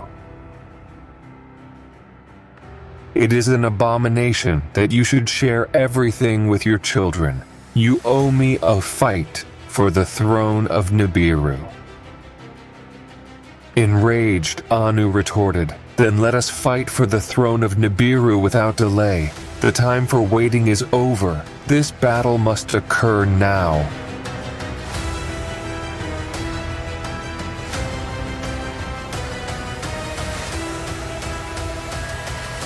What ensued was an unparalleled clash. The two esteemed individuals from Nibiru had descended upon a new world, carrying within them the untamed ferocity of wild beasts. Once again, Alalu found himself defeated, collapsing to the ground. Anu stood triumphantly over him, proclaiming, "I have emerged victorious, Alalu! You are vanquished!" However, Alalu responded with a sarcastic smile and swiftly exerted his strength on Anu, seizing him by the legs. In a shocking act, he bit into Anu's private parts and swallowed them. Stunned, Anu tumbled to the ground. Enki hurried to Anu's aid, while Enlil apprehended Alalu. "Let justice prevail," Enlil exclaimed in a fit of anger. "No, no," interjected Enki. "Justice has already been served. The poison resides within him. He ingested it himself." Alalu was imprisoned for a requisite period as dictated by the law. Anu recovered and convened a meeting of the seven who judge. Anu assumed the highest position, presiding over the gathering. Seated to his right were Enki, Anzu, and Nungal, while Enlil, Abgal, and Alalgar sat on his left. Enlil spoke up, saying, "In the name of justice, and in accordance with Alalu's decree, a new battle transpired, and Alalu suffered defeat." Enki inquired, "What is your response?" "The fight transpired in pursuit of justice, and I have relinquished the throne." Interrupting Alalu, Enlil declared, "And in his defeat, he committed an abominable crime. Death is the punishment." Enki asked once more, "What do you have to say?" Alalu remained silent for a moment, then spoke slowly and softly. "On Nibiru, I was the rightful king, and Anu served as my cupbearer. I reigned for 9 shars until Anu himself usurped my throne. We vied for rulership through single combat, and fearing for my life, I departed Nibiru and discovered a new world. Here, I found the gold of salvation, and the promise of reclaiming kingship on Nibiru was bestowed upon me.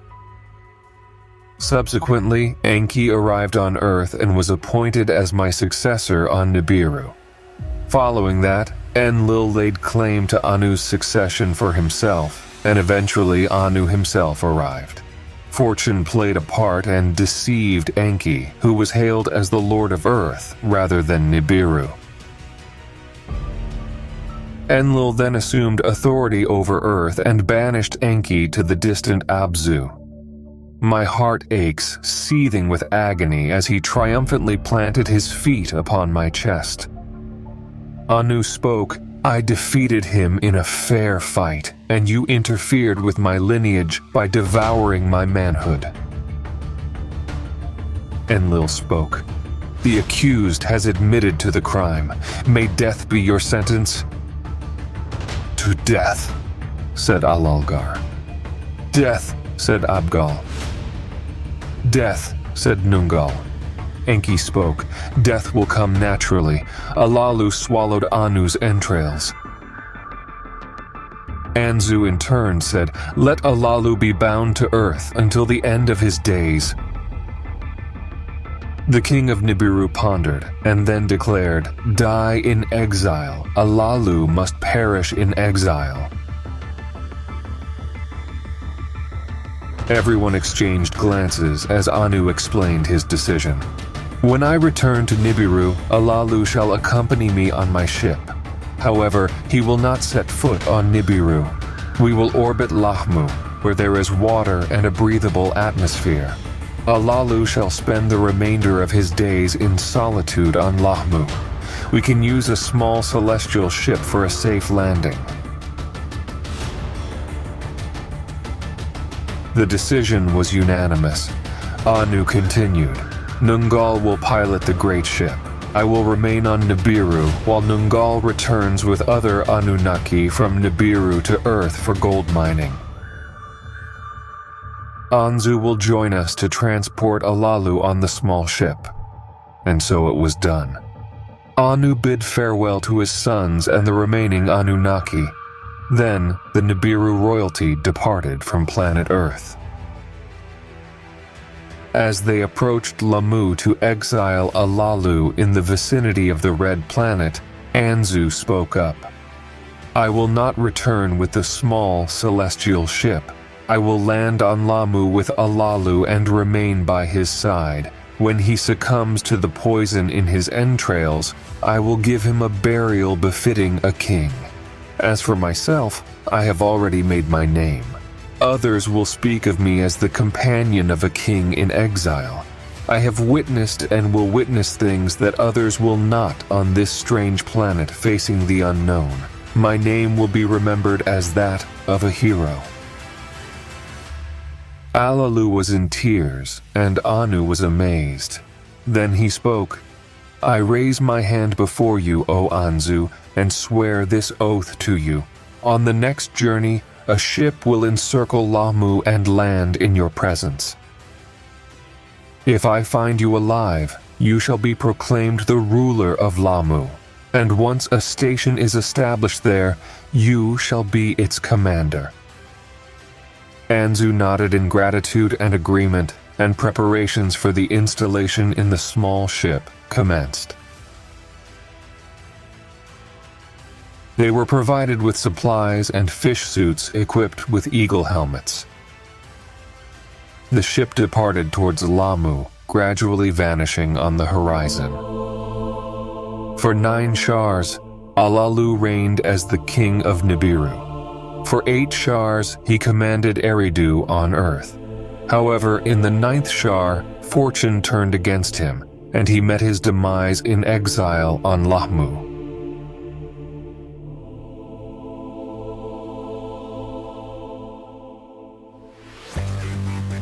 On Earth, a lengthy discussion ensued to determine the next course of action.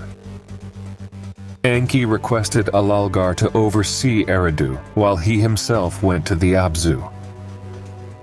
There he designed and devised technological equipment to penetrate the depths of the Earth and explore its innermost regions. He sent the plans to Nibiru for the engineers to construct. In Eden, Enlil meticulously surveyed the activities, carefully numbering the mountains, valleys, rivers, and plains.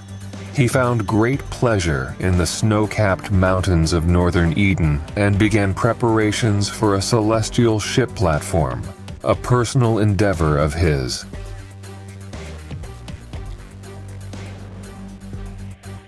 Meanwhile, the royal ship journeyed through space towards Nibiru, where Anu received a joyful welcome. He issued instructions to establish intermediary stations, with Lamu being the first and Kingu as the second. Anu initiated new studies of all the planets, and envisioned a caravan of celestial ships traveling between Nibiru and Earth, tracing various routes. To accomplish this, he introduced a new class of spaceships and selected new Anunnaki members to learn and train for the mission. Anu transmitted the plans to Enki and Enlil on Earth, and received blueprints from Enki's team of engineers to construct the necessary equipment. Subsequently, a new mission from Nibiru embarked towards Earth, consisting of 50 chosen women. Among them was Ninma, the esteemed lady, who also happened to be the half-sister of Enki and Enlil and the daughter of Anu.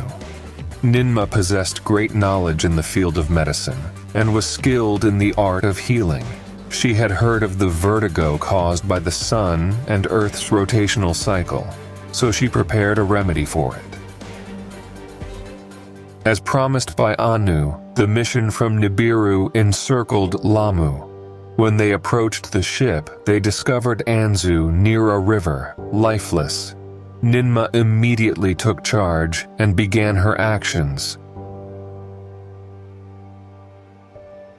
She retrieved the pulsator from her bag and aimed it at Anzu's heart. Then she took out the emitter and directed the life-giving emissions of its crystals towards Anzu's body. Ninma repeated this process 60 times, directing the pulsator and emitter towards Anzu. On the 60th attempt, Anzu opened his eyes and moved his lips. Ninma poured the water of life over him and moistened his lips with it, then placed the food of life in his mouth. And thus, a miracle occurred. Anzu rose from the dead. Upon regaining consciousness, he recounted Alalu's final moments and how he had prepared his funeral by covering the mountain that rose from the plain with stones. The Anunnaki then carved Alalu's face upon the rocky mountain and left it exposed. Ninma declared, "Let Alalu's face eternally behold the land where he found gold. And as for you, Anzu, King Anu, my father has commanded the fulfillment of the promise made to you. 20 men will accompany you here on Lamu, and a way station must be built. Spaceships will depart Earth and arrive here, laden with gold. The gold stored here will be collected by celestial ships that will transport it to Nibiru. Anzu, you shall be the commander of Lamu. My life belongs to you, O Ninma, the great lady. My gratitude towards Anu knows no bounds." And then the celestial ship carrying Ninma and the other Anunnaki departed from Lamu towards Earth. Anzu and other Anunnaki remained on Lamu with the intention of creating an intermediary way station. Meanwhile, the gigantic ship was heading towards Earth, observing the moon and analyzing the possibility of another way station.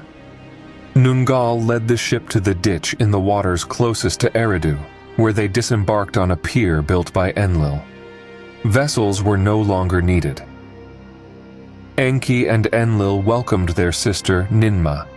She informed them about all the news, what had happened on Nibiru, the death of Alalu, the survival of Anzu on Lamu, and the construction of the way station.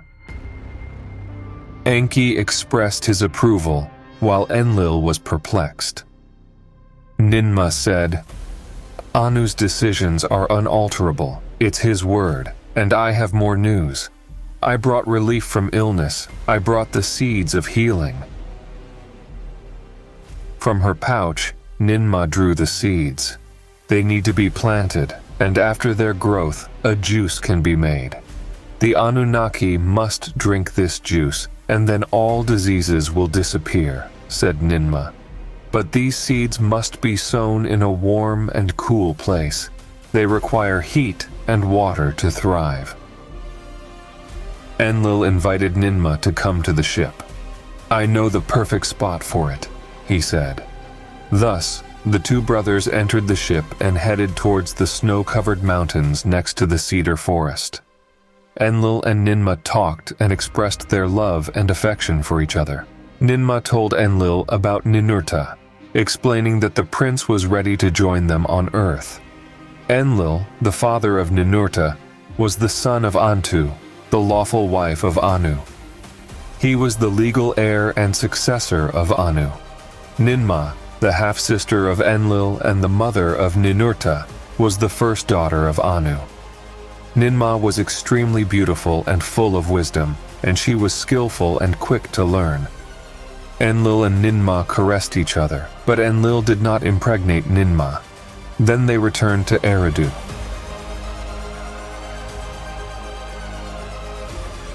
On the way, Enlil showed the landscape and presented the Eden in all its vastness. He explained his entire plan.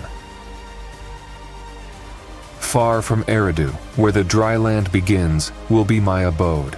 It will be named Larsa, the place of command located on the banks of the Buranu, the river of deep waters. In the future, a city called Lagash will emerge. Between the two, I have drawn a line, and nearby there will be a city called Shurubak, the city of refuge. This will be your city. It will stand on the central line and lead to the fourth city, Nibruki. Nibruki will be the crossing point, the link between heaven and earth. It will house the tablets of destinies and control all quests. Together with Eridu, these 5 cities will exist forever.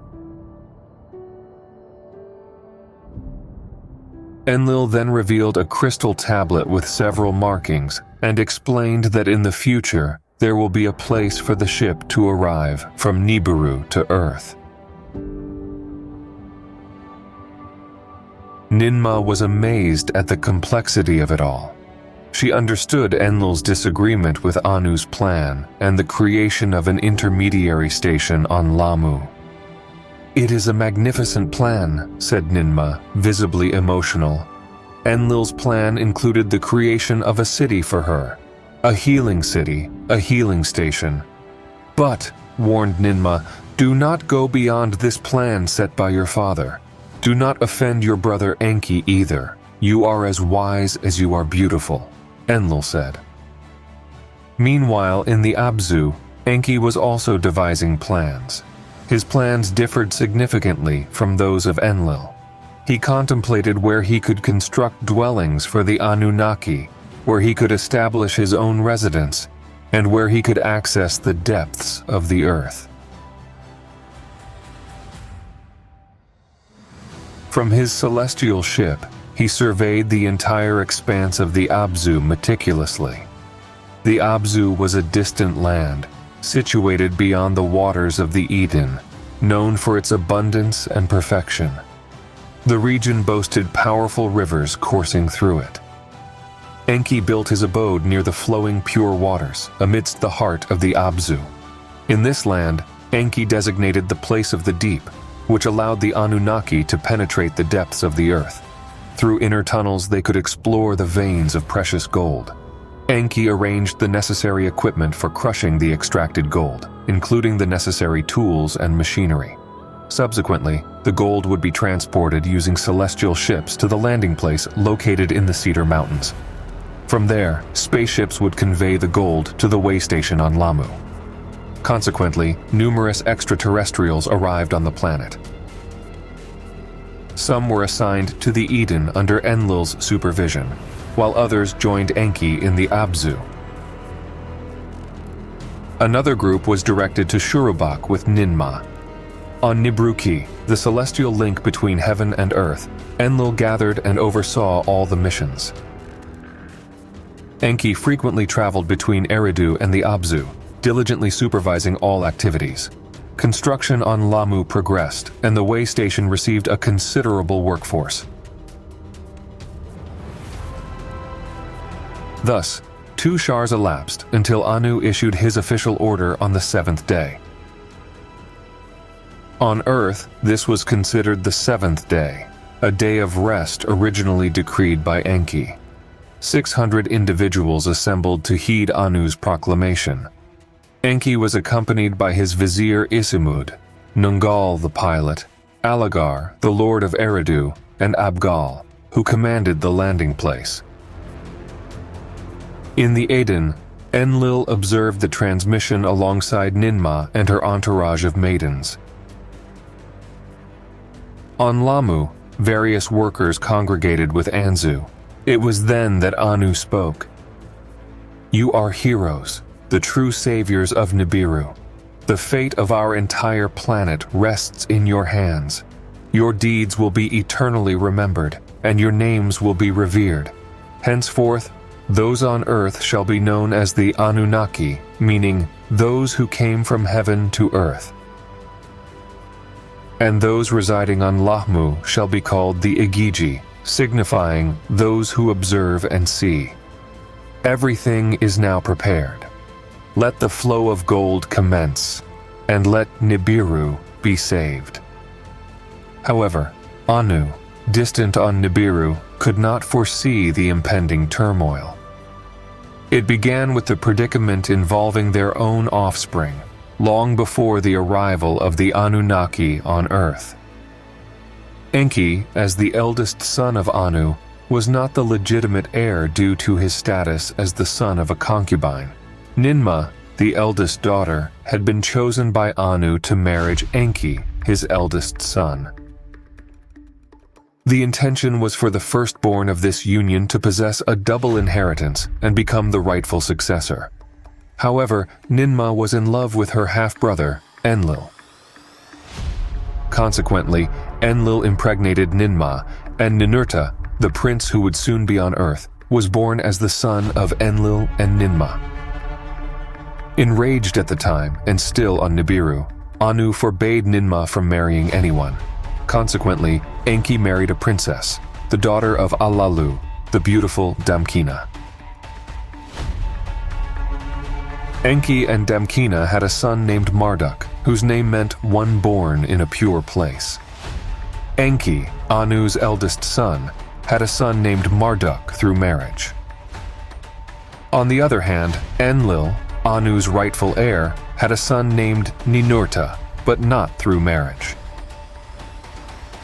Enlil's story in this regard unfolded on Earth rather than Nibiru. Enlil fell in love with Sud, one of Ninmah's maidens, while she was bathing in a cold mountain.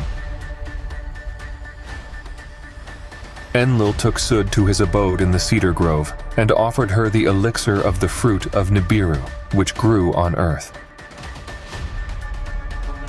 The two drank it, and Enlil expressed his intentions. However, Sud revealed her virginity and that she had never been kissed. Nonetheless, Enlil laughed and kissed her, impregnating her with the seed of life. Ninmah considered this act immoral and accused Enlil before the seven who judge. Enlil was sentenced to exile in a land of no return, far away from all cities. Abgal, Enlil's pilot, transported him to a distant land amidst inhospitable mountains. Descending the ship to the ground, Abgal said, "Enlil, I did not choose this place by chance. In a nearby cave, Enki hid the weapons of terror that were in Allalu's ship. Take possession of the weapons, and you will regain your freedom." Having said that, Abgal departed, leaving Enlil alone in that place.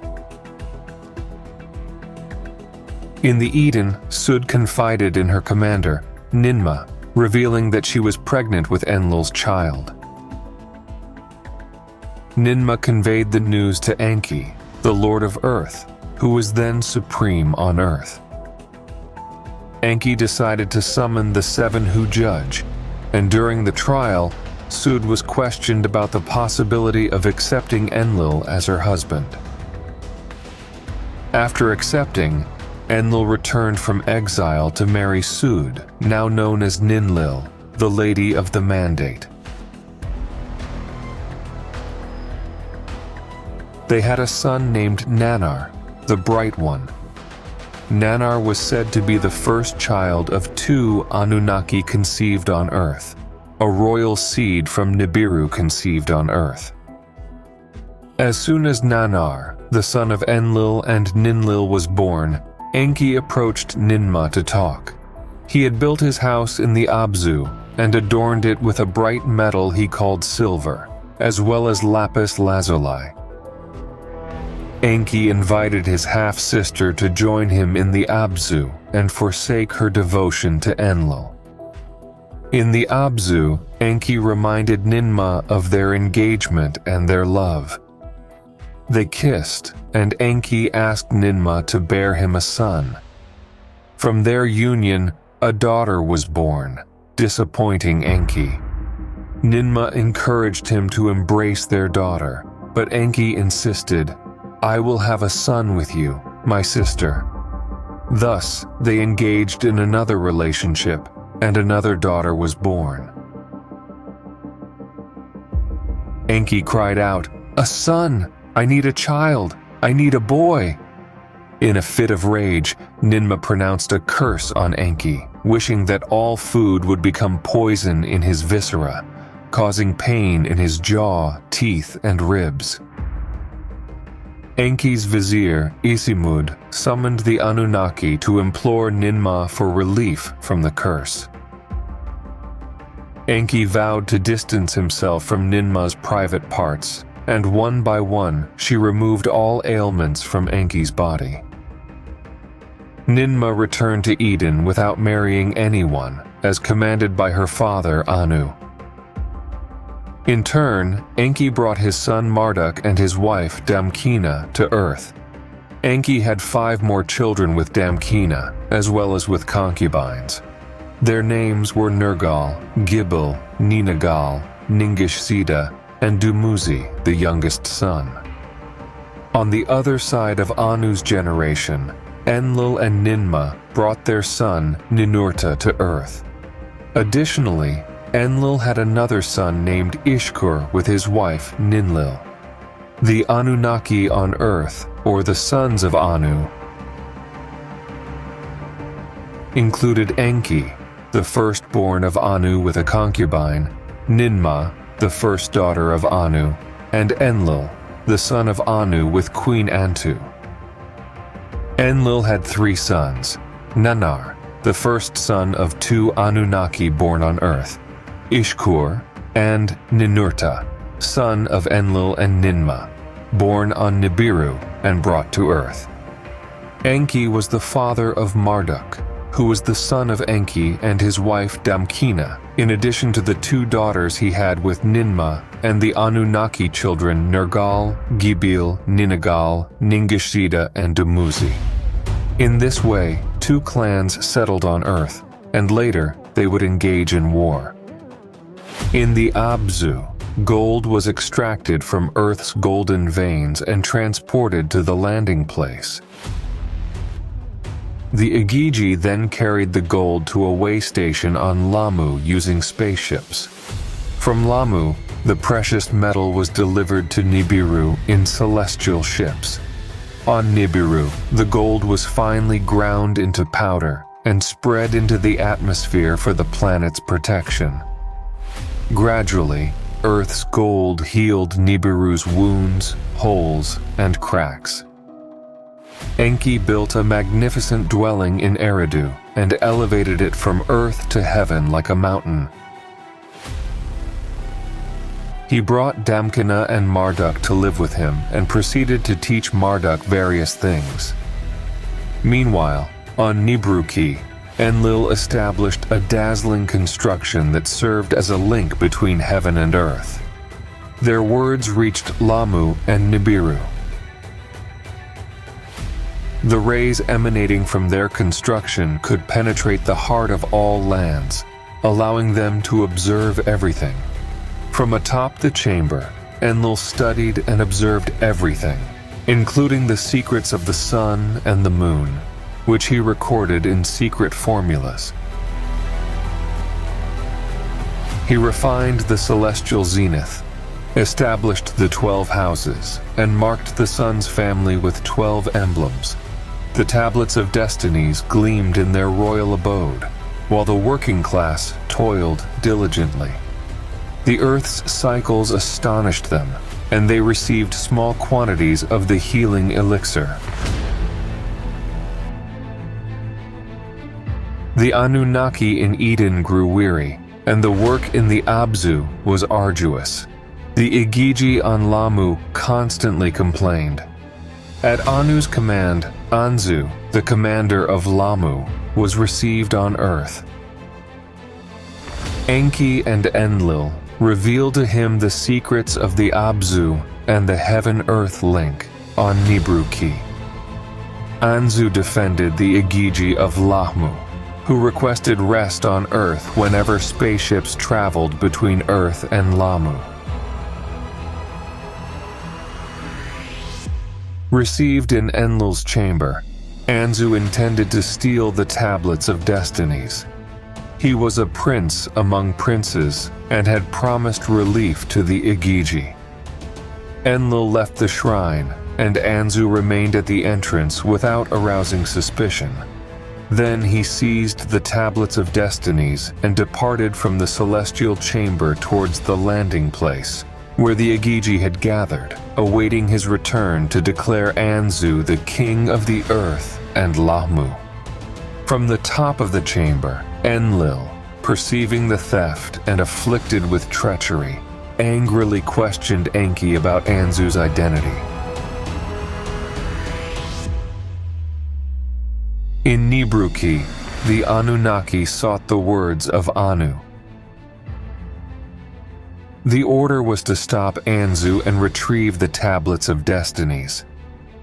But Anzu, in possession of the tablets, seemed invincible. Nevertheless, Ninurta stood ready to fight and recover what rightfully belonged to his father. Javelins were hurled at Anzu, but they missed. Arrows were launched, but they also missed him. So a mighty weapon was prepared, a Tilu missile. The instructions were for Ninurta and Anzu to approach each other, wing to wing, and launch the missile, creating a whirlwind and a storm of dust. And then, like a ball of fire, Anzu fell. The earth shook and the heavens shook.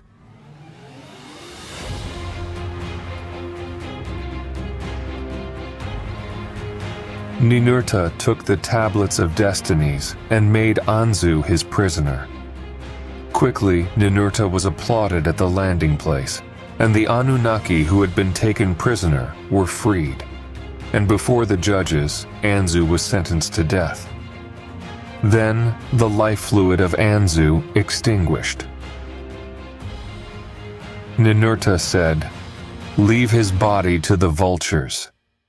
And Enki answered, "Lead Anzu's body to Lamu, that it may be buried beside Alalu. They share the same ancestral seed. Let Marduk, my son, conduct Anzu's corpse and let him rest there, becoming the commander of Lamu." Meanwhile, on Earth, Enki and Enlil discussed changes to avoid confusion. Ninurta, who was knowledgeable about the inner workings of planets, suggested the creation of a new city of metal for easier and faster shipments. Thus, those who were weary could return to Nibiru, and new Anunnaki could come to Earth in their place. In this way, construction began in the Eden, and it took 3 shars until the city of Bad Tabira was created. Ninurta, who had made the suggestion, became the first commander. The flow of gold to Nibiru became easier and faster. Many of those who were on Earth and Lamu returned to Nibiru, including Alalgar, Abgal, and Nungal. They were received as heroes by the inhabitants of the planet Nibiru, especially the younger ones who desired to participate in the missions and experience the excitement. They were unaware of the great calamities that existed on Earth, Lamu, and in the heavens. In Bad Tabira, gold was smelted and refined, and then sent to Lamu in spaceships. Pure gold was transported from Lamu to Nibiru in celestial ships. As Ninurta had conceived, gold flowed from Abzu to Nibiru. However, what went unnoticed was the discontent among the newly arrived Anunnaki.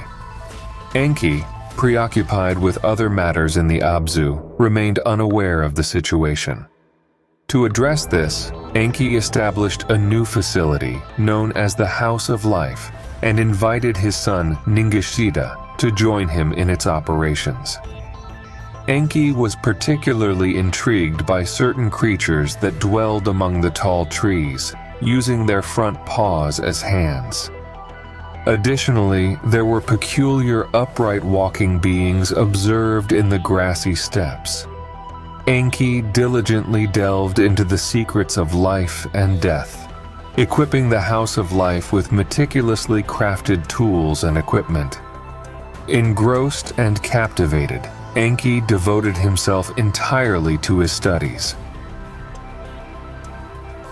However, Ninurta, stationed in Bad Tabira, was the first to notice a decline in gold mining operations. Enlil dispatched Ninurta to the Abzu to investigate the cause, accompanied by Ennugi, the chief officer. Ennugi himself had heard first-hand complaints from the Anunnaki and relayed all he had learned to Ninurta. "The work here is unbearable," he exclaimed. Ninurta shared this matter with Enki, who promptly summoned Enlil. The commanding lord, Enlil, arrived at the Abzu and settled in a residence near the excavation site. It was then that a group of Anunnaki workers launched an assault on Ennugi, the chief mining officer. They set fire to their tools and subsequently approached Enlil's dwelling to express their grievances. Kalkal, the gatekeeper, barred the entrance and summoned Nusku, Enlil's vizier. Nusku, awakening Enlil from his rest, reported, "My lord, we are surrounded. The Anunnaki workers are here, protesting against the strenuous labor." Enki and Ninurta were summoned, and Enlil inquired, "What is happening? Who instigated this rebellion?" In unison they responded, "We did, all of us." Enlil relayed the events to Anu, who swiftly replied, "We require the gold. The work cannot cease." Enki contemplated, "The labor is indeed burdensome, as we all know. The rebellion is not against Enlil, but against the work itself." Ennugi, the chief mining officer, was released and consulted. He conveyed, "Since the heat on Earth intensified, the work has become unbearable, intolerable." Ninurta proposed, "Let the rebels return to Nibiru, and let other Anunnaki take their place." Enlil turned to Enki and asked, "Is it possible to create new tools for the Anunnaki that would alleviate the need for tunnels?" Enki responded, "Summon my son Ningishita. I must speak with him." After their conversation, Enki made an announcement.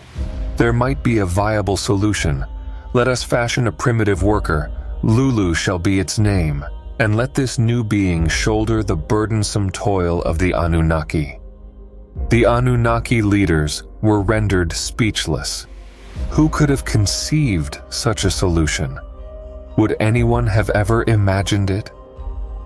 Thus, they summoned Ninma, renowned for her healing and nurturing abilities.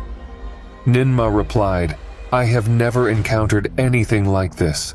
All beings descend from a seed. Each being evolves throughout eternity from another. None emerge from nothingness." Enki smiled and said, "How right you are, my sister." Then Enki continued, "I must reveal a secret of the Abzu. The being we need already exists. All we need to do is brand it with our essence, with the essence of Nibiru, with the Anunnaki essence. Let me create Lulu, the primitive worker," Enki said.